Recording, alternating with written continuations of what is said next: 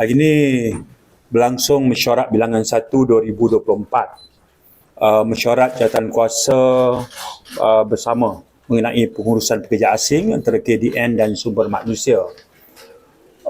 Mesyuarat hari ini membincangkan 7 kertas berlegar tentang pelbagai perkara.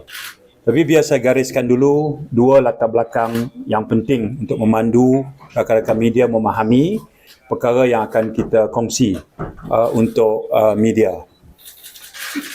Yang pertama, jawatankuasa ini yang ditubuhkan oleh Jemaah Menteri dalam pengurusan pekerja asing berpandukan kepada beberapa prinsip utama.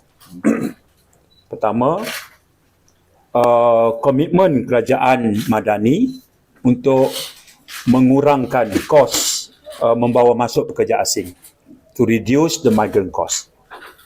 Yang kedua adalah mempercepatkan proses permohonan di semua peringkat. Yang ketiga, apabila pekerja asing sudah berada dalam negara, kebajikan mereka, kebajikan ni semua perkara lah, keselamatan mereka, gaji mereka, tempat tinggal mereka adalah keutamaan, tanggungjawab kerajaan kita sebagai host country. Perkara yang keempat ialah pada masa yang sama, kepentingan majikan pun kita kena lindungi. Itu prinsip garis besar yang memandu jawatankuasa ini dalam menyusun strategi ataupun dasar dalam bab pengurusan pekerja asing. Komponen yang kedua adalah kita dipandu dengan beberapa polisi yang digariskan oleh Kementerian Ekonomi, ya, iaitu dalam membuat unjuran tentang berapa keperluan yang sepatutnya pekerja asing ada dalam negara kita. Ya, dia mesti ada satu panduan.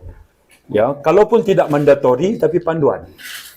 Baik, panduan ni biasanya dia akan hasilkan melalui formula berapakah workforce negara kita.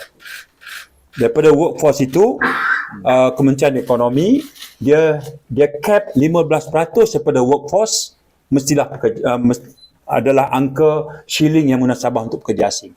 DOSM memberikan 17 juta adalah angka terkini as of tahun lepas, end of last year, fourth quarter. DOSM kata workforce negara kita 17 juta. Kementerian Ekonomi formula dia adalah 15% daripada workforce itu bolehlah dibenarkan terdiri daripada pekerja asing. Dan itu memberikan angka 2.5 juta. Tapi sebelum itu, angka sebelum itu oleh Kementerian Ekonomi adalah 2.4 menjelang 2025. Baik. Itu 2 background yang penting. Jadi hari ini daripada 7 kertas yang kita bentang, saya nak highlight satu perkara, iaitu sesuai dengan prinsip yang kedua untuk mengurangkan tempoh masa permohonan itu. Baik. Amalan sebelum ini, tadi kita dibentangkan berkenaan dengan carta alir, bermula daripada permohonan diluluskan, kemudian proses kemasukan dilakukan. Okey. Dia akan melalui pelbagai desk lah, pelbagai stage lah. Daripada kelulusan, daripada permohonan kota, temuduga, agensi, kelulusan kota, bayar levy, dia dapat surat kelulusan bersyarat, dia tunggu visa dengan rujukan, kemudian pengeluaran visa sampai pintu masuk, pemeriksaan kesihatan, semua tu sebelum ini memakan masa 29 bulan 13 hari. Daripada permohonan kota hingga kemasukan. 29 bulan 13 hari. Tapi hari ini keputusan mesyuarat, kita bersetuju dengan syur bahawa tempoh itu kita akan pendekkan kepada 15 bulan 23 hari. Maknanya pengurangan yang signifikan sehingga 46%. Baik, dari mana datang pengurangan itu? Misalnya, bayaran levy. Tempoh lama 30 hari. Tapi bila kita teliti data majikan, bila dia dapat kelulusan, hampir 70% majikan bayar dalam tempoh 15 hari. So why do we need 30 days? So kita shorten kepada 15 hari. Sebagai contoh. Kemudian pas lawatan kerja sementara. Bila semua majikan dah comply semua. Kota dah lulus, pemeriksaan semua dah lulus. Immigration kerja je mengeluarkan pas lawatan kerja. Sebelum ni 30 hari. Tapi tadi komitmen kita adalah antara 1 hingga 15 hari. Kita slash lagi. So, every step tu yang kita tengok dari segi desk permohonan ini dalam proses kemasukan, akhirnya kita memuktamadkan tempoh yang munasabah mulai sekarang untuk kita uruskan ialah 15 bulan 23 hari berbanding 29 bulan 13 hari sebelum ini. Jadi mempercepatkan itu akan kita laksanakan segera. Baik. Itu perkara yang kita perhatikan. Satu lagi yang kita setuju juga tadi adalah kita ada 15 negara sumber yang membekalkan kita tenaga kerja. Okay, 15 negara sumber. Tapi 3 yang teratas ialah Bangladesh, Indonesia, Nepal. Ini mewakili hampir 77% daripada angka berapa sekarang ni? 2 juta. Sekarang kita ada 2 juta pekerja asing yang kita keluarkan PAS Lawatan Kerja Sementara. Baik, di sana ada beberapa lagi negara sumber yang membekalkan tenaga kerja kepada 5 sektor penting. Sekarang ini kedudukannya adalah services kita sudah pun melebihi, maknanya cukup. Perkilangan cukup. Pembinaan dari segi rekod kita, data menunjukkan angkanya itu antara permohonan dengan kemasukan. Itu cukup. Yang masih ada defisit, keperluan tinggi yang masuk kurang, peladangan dan juga pertanian. Okey ya. Tadi kita bincangkan dengan terperinci perkara ini. Namun di sana kita juga dapati bahawa ada keperluan untuk kita revisit semula MOU yang kita tandatangani dengan negara sumber. Ada keperluan berdasar kepada alasan-alasan yang telah kita bincangkan. Jadi keputusan yang kedua yang kita capai ialah bahawa Malaysia kita akan explore ke arah revisit atau mengadakan semula, meneliti semula perjanjian yang telah kita establish dengan 15 negara sumber.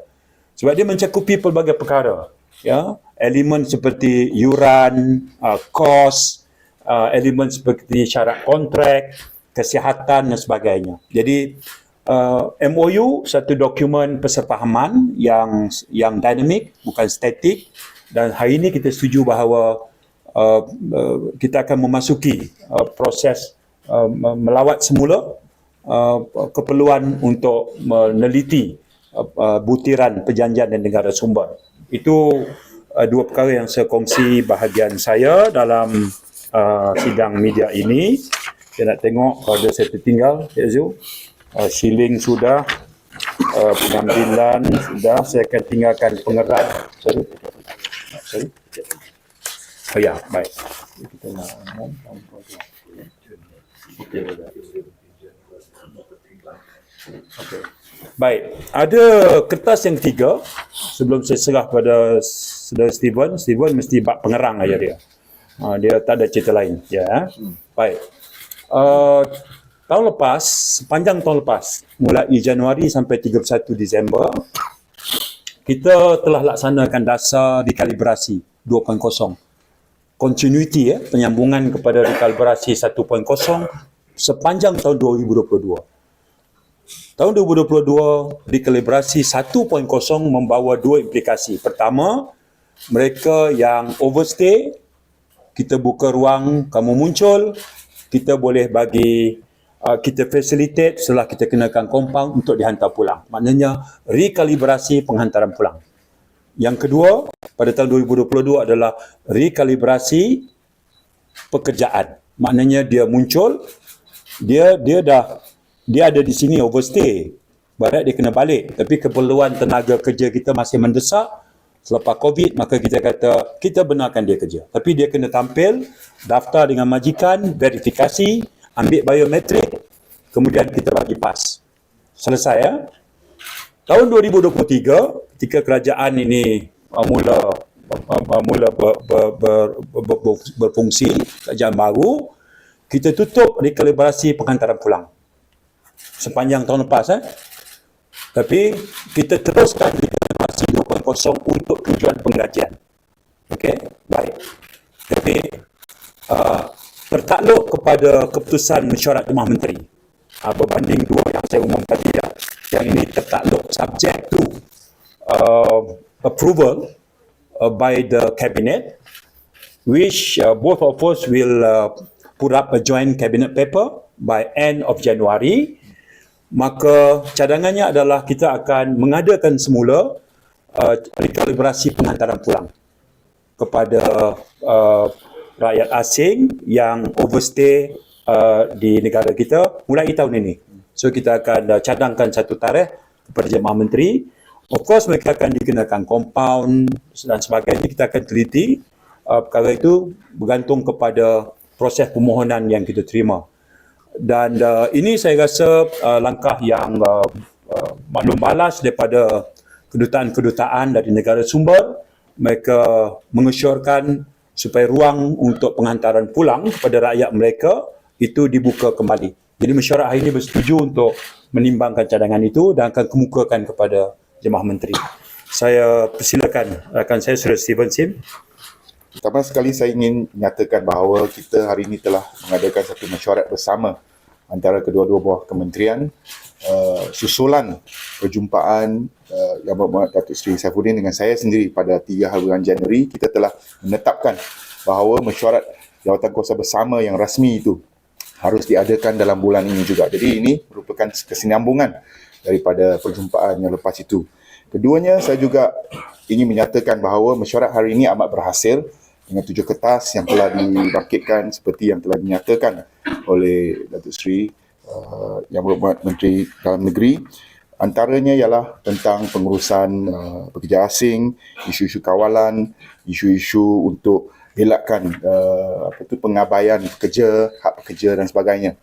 Pendirian kita di Kementerian Sumber Manusia jelas bahawa pengambilan pekerja asing ke negara kita adalah untuk menyokong dan mendukung perniagaan tempatan di Malaysia dan bukannya sebagai sebuah perniagaan. We are very clear that the hiring of foreign labour in Malaysia is to support our businesses here in Malaysia and not to be seen as a business in itself.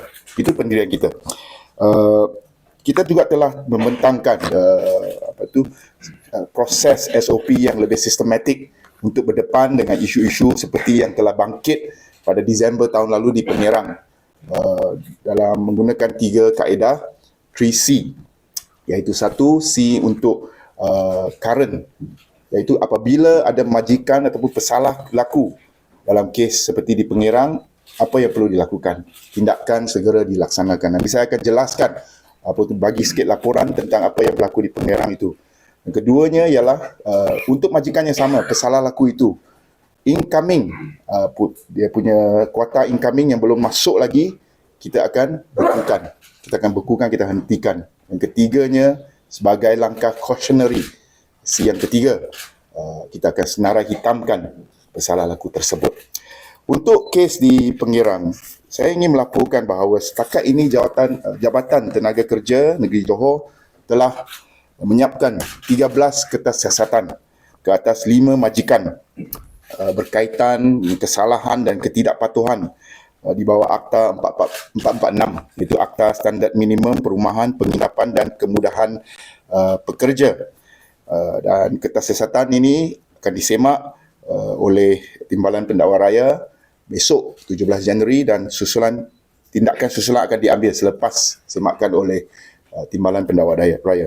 Dan selain itu, seramai lebih kurang 751 orang pekerja warga asing, warga Bangladesh telah pun menfailkan kes buruh untuk menuntut tunggakan bayaran gaji yang keseluruhannya berjumlah 2.21 juta ringgit. Okay. Di bawah Seksyen 69 Akta Kerja. Dan saman tuntutan kes buruh telah pun disampaikan kepada pengarah ataupun pengurus syarikat dan tarikh sebutan kes buruh telah ditetapkan pada 5 Februari nanti.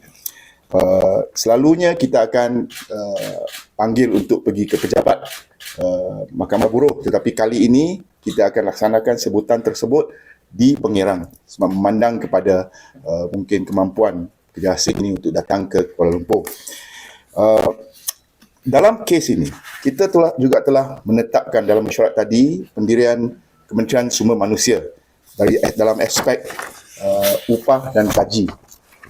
Pendirian kita adalah pekerja asing yang masuk ke Malaysia tetapi tidak dibayar gaji oleh majikan, ya, atas alasan tiada kerja dilakukan, ya, walaupun pekerja itu bersedia, fit and willing untuk bekerja. Contohnya seperti yang berlaku di Pengerang ini. Pendirian kita adalah ini merupakan satu kesalahan serius bahawa pekerja berhak terhadap gajinya, ya, dalam walaupun tiada kerja diberikan selaras dengan peruntukan dalam Akta Kerja, case law, undang-undang yang telah disebut dalam penghakiman mahkamah dan sebagainya. Justru itu menjadi pendirian kita bahawa selepas ini Kementerian Sumber Manusia on the first basis, kita akan anggap bahawa pekerja yang masuk ke Malaysia, pekerja asing yang masuk ke Malaysia, dia wajib diberi gaji kira ada kerja atau tidak. Selaras dengan apa yang saya katakan tadi, Akta Kerja dan juga penghakiman dalam undang-undang berkaitan dengan isu ini. Penghakiman yang dimaksudkan adalah penghakiman Mahkamah Tinggi Shah Alam pada tahun 2019. Hakim Azizah Nawawi terhadap satu kes yang diangkat oleh undocumented workers. Dan kes itu kemudiannya dibawa ke Mahkamah Rayuan dan juga memperakukan keputusan itu. Jadi itu antara perkara yang menjadi basis yang dipetik oleh saudara Steven tadi. Terima kasih.